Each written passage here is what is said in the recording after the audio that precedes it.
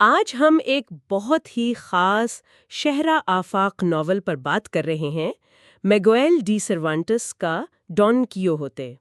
جو مواد ہمارے پاس ہے، ڈان کیوہوتے ایک مثالی نائٹ کی کہانی کے اقتباسات ان کی روشنی میں اس پر ایک گہری نظر ڈالیں گے۔ جی بالکل، یہ واقعی ادب میں ایک سنگ میل ہے، اور یہ سمجھنا اہم ہے کہ کیوں دو حصوں میں شائع ہوا، پہلا 1605 میں، دوسرا 1615 میں۔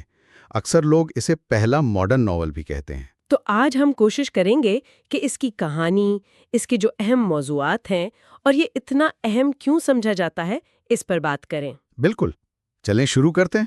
تو کہانی ہے الونسو کے خونوں کی، ٹھیک؟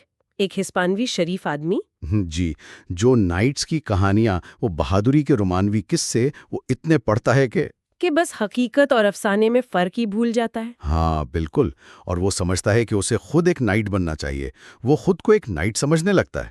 تو وہ اپنا نام بدل لیتا ہے، ڈان کیوتھے رکھ لیتا ہے اور پھر نکل پڑتا ہے۔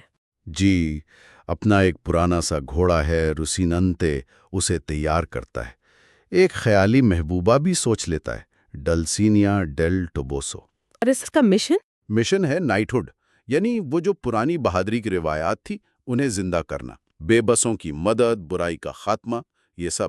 اور اس سفر میں وہ اکیلا نہیں ہوتا۔ نہیں، وہ سانچو پانزا کو اپنا سائیں یا اسکوائر بنا لیتا ہے، ایک سیدھا سادہ کسان۔ ہاں، اور اسے لالچ دیتا ہے کہ اگر وہ کامیاب ہوئے تو اسے ایک جزیرے کا گورنر بنا دے گا۔ یہیں سے وہ دلچسپ جوڑی بنتی ہے نا، ڈان کیہوتے اور سانچو پانزا۔ بالکل۔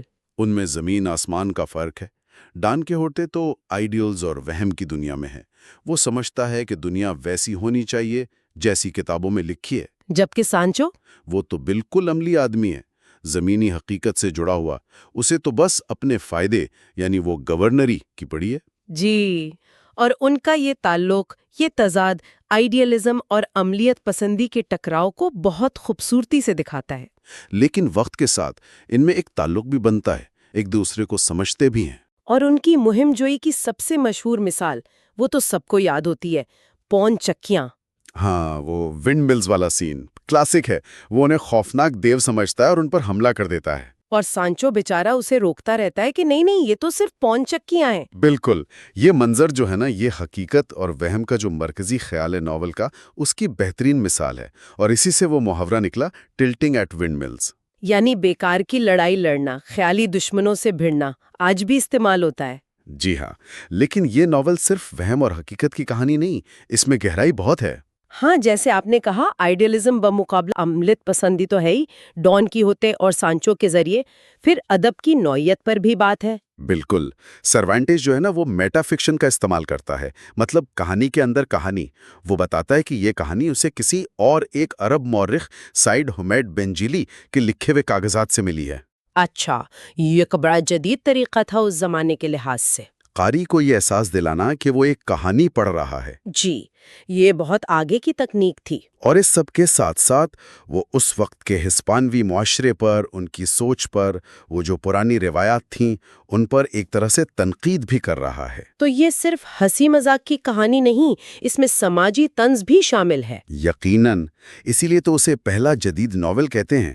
اس نے کرداروں کو نفسیاتی گہرائی دی، ان کے اندر جو تضادات ہیں وہ دکھائے، کہانی کہنے کا انداز بدلا۔ اس سے پہلے کردار اتنے پیچیدہ نہیں دکھائے جاتے تھے شاید۔ عام طور پر نہیں۔